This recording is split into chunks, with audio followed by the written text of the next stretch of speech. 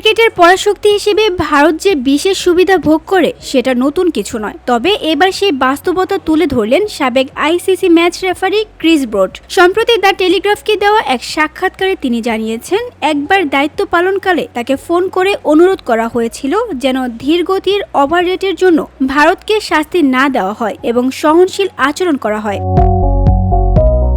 Chris broad বলেন, Bharat ৩-৪ over পিছিয়ে ছিল, ফলে জরিমানা দেওয়ার কথা ছিল। ঠিক তখনই ফোন এলো, একটু সহনশীল হন, সময়টা কোথাও খুঁজে নিন, কারণ এটা ভারত। আমি ভাবলাম ঠিক আছে, তাহলে কিছু সময় বের করতে হবে।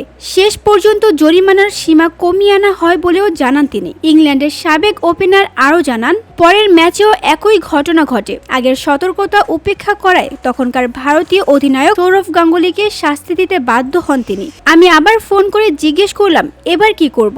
তারা বলল, জরিমানা দাও। শুরু থেকেই রাজনীতি এতে জড়িত ছিল বলেন ব্রড।